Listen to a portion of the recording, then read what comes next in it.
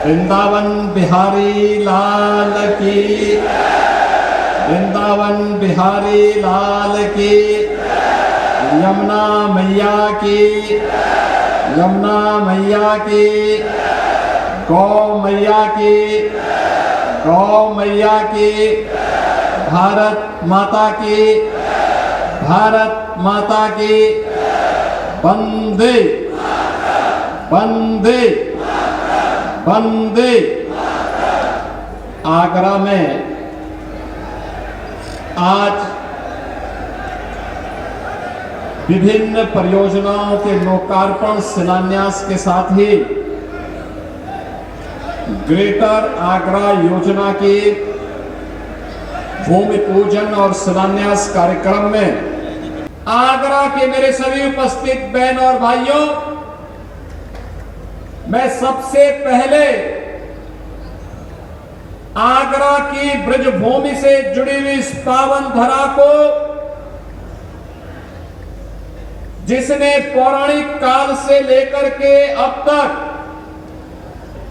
भारत के सनातन की आभा को अपनी भक्ति के माध्यम से प्रज्वलित करके रखा है, जिसने देश की आजादी की लड़ाई को मजबूती के साथ आगे बढ़ाते हुए राष्ट्रभक्ति की लौ को कभी बुझने नहीं दिया, ऐसी पावन धरा को मैं कोटि कोटि नमन करते हुए आप सभी का मैं अभिनंदन करता हूं। बहन और भाइयों, मैं आपका अभिनंदन इसलिए भी करता हूं, मुझे लेट हुआ, मुझे मालूम है कि आप 1:30 बजे से यहां आ गए थे, लेकिन मैं करता क्या, मैं तो जब 1:30 बजे यहां से मथुरा वृंदावन के लिए प्रस्थान किया, आधे रास्ते से वापस आना पड़ा क्योंकि मौसम भयंकर रूप से खराब हो गया था। आंधी, तूफान, बरसात, और 3:30 बजे तक मैं आगरा एयरपोर्ट पे ही रहा। मैं सोचता था कि मुझे लेट हो जाएगा और ऐसा ना हो कि जब मैं मंच पे जाऊं तो मैं अकेले ही वहां रहूं जनप्रतिनिधियों के साथ, सामने लोग खाली रहेंगे, क्या होगा। लेकिन मैं आपके धैर्य की सराहना भी करता हूं, आपका अभिनंदन भी करता हूं और आपका स्वागत भी करता हूं कि इतने लेट होने के बावजूद आपका जो ये उत्साह है, ये उत्साह हम सबको लिए एक नई प्रेरणा है और हमको विरासत और विकास के प्रधानमंत्री मोदी जी के विजन को आगे बढ़ाने में एक नई ऊर्जा प्रदान करता है। और बहनों और भाइयों, इसीलिए आज यहां पर 6,466 करोड़ रुपए से अधिक लागत की 325 परियोजनाओं के लोकार्पण और शिलान्यास का एक कार्यक्रम हो रहा है। यमुना मैया की कृपा है, अब यहां पर देश की सभी पवित्र नदियों के नाम पर, जिन पवित्र नदियों का स्मरण हर सनातन धर्मावलंबी प्रातः स्नान करने के पहले स्मरण करता है, गंगे च यमुने चैव गोदावरी सरस्वती नर्मदे सिंधु कावेरी जलस्मिन् सन्निधिं कुरु का स्मरण करते हुए स्नान करता है। वे सभी नदियों की, पवित्र नदियों के नाम पर यहां पर आवासीय बड़ी परियोजना यहां पर आ रही है। और इस बड़ी परियोजना के लिए मैं केंद्रीय मंत्री प्रोफेसर एसपी सिंह बघेल जी के विजन को, यहां के लोकप्रिय विधायक श्री धर्मपाल सिंह जी को हृदय से धन्यवाद दूंगा।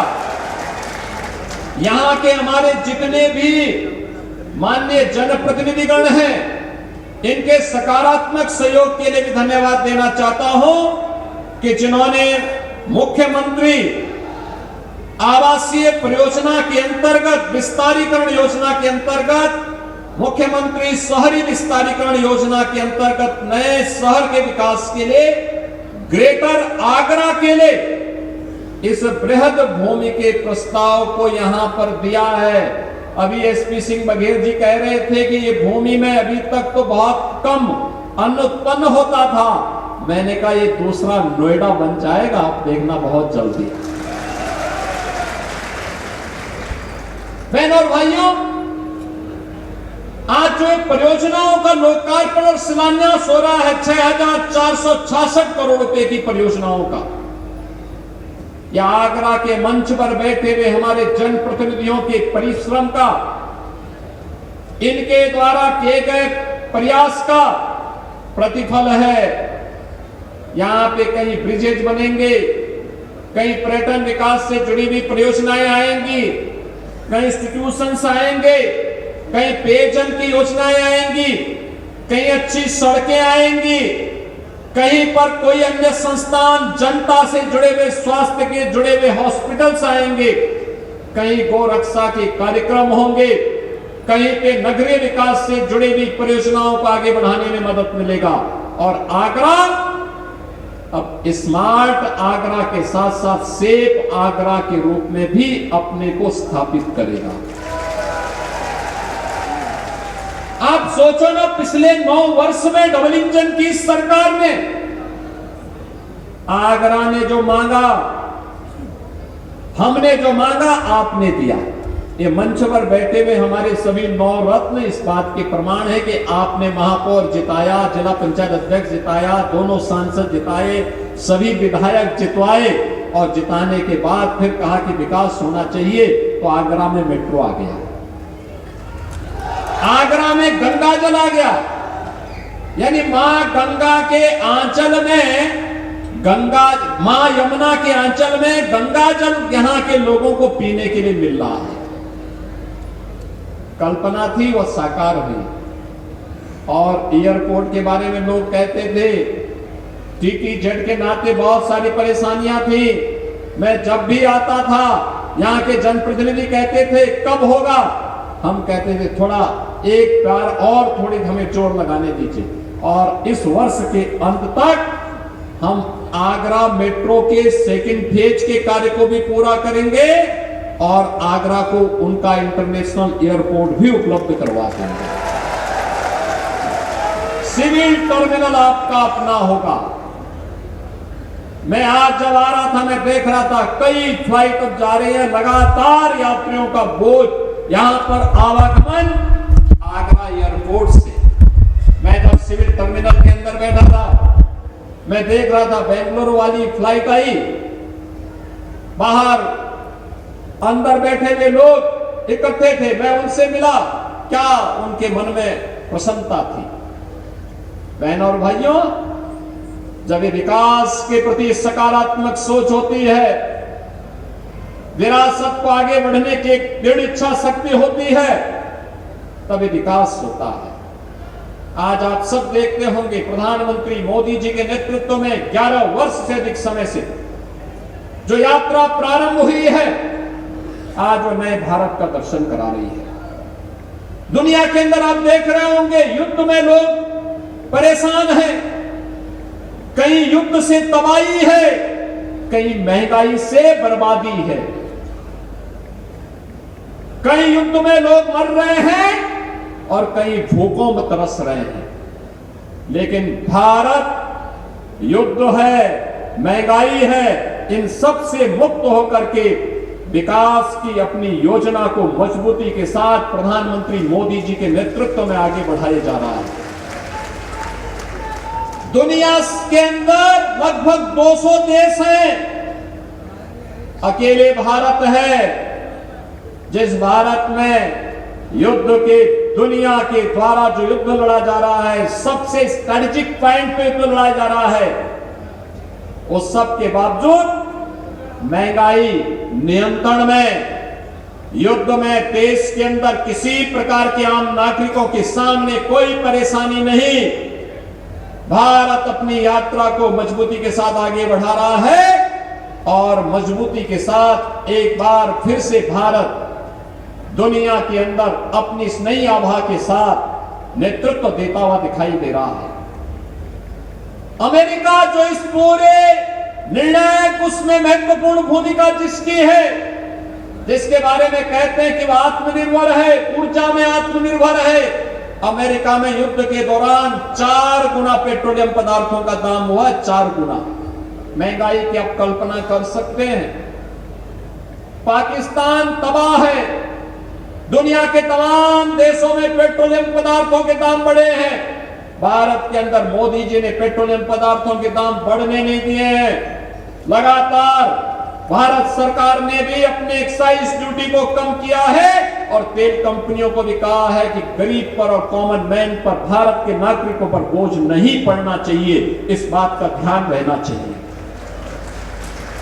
देश सुरक्षा के आनंद में रह रहा है।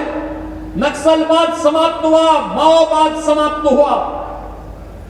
कश्मीर में धारा 370 समाप्त करके आतंकवाद की ताबूत पर अंतिम कील ठोकने का काम मोदी जी के नेतृत्व में आज पूरा हो चुका है। अब कश्मीर में 2 प्रधान, 2 विधान और 2 निशान नहीं, बल्कि भारत का प्रधानमंत्री ही कश्मीर का प्रधानमंत्री भी है। भारत का प्रधान भी कश्मीर का प्रधान भी है। भारत का विधान जो बाबा साहब भीमराव अंबेडकर जी ने संविधान बनाया है, यह संविधान कश्मीर में भी बराबर लागू होता है। भारत का तिरंगा भी कश्मीर के अंदर लागू होता है। कांग्रेस ने 2 विधान, 2 प्रधान, 2 निशान दिए थे। मोदी जी ने कहा नहीं, भारत के अंदर डॉक्टर श्यामा प्रसाद मुखर्जी का संकल्प गूंजेगा कि एक देश में एक प्रधान, एक विधान और एक निशान रहेगा और बाबा साहब अंबेडकर जी का सपना साकार होगा। यह मोदी जी ने करके दिखाया है। बहनों और भाइयों, भारत सुरक्षित भी है, समृद्धि की नई ऊंचाई को प्राप्त भी कर रहा है और साथ साथ विरासत का सम्मान भी कर रहा है। मथुरा वृंदावन में ब्रज तीर्थ विकास परिषद के माध्यम से विकास की नई आभा को आगे बढ़ाया जा रहा है। अयोध्या में 500 वर्षों के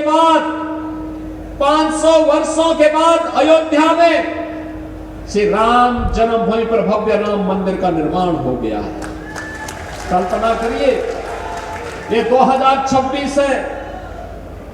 1526 में संभल में हरिहर मंदिर को बाबर के सिपह सालारों ने तोड़ करके सनातन को अपमान करने का काम किया था और ये हमारा सौभाग्य है, आपके द्वारा चुनी गई सरकार ने संभल के गौरव को फिर से लौटाने का काम किया। 67 तीर्थ जो समाप्त कर दिए गए थे, उन तीर्थों को पुनर्जीवित कर दिया गया है।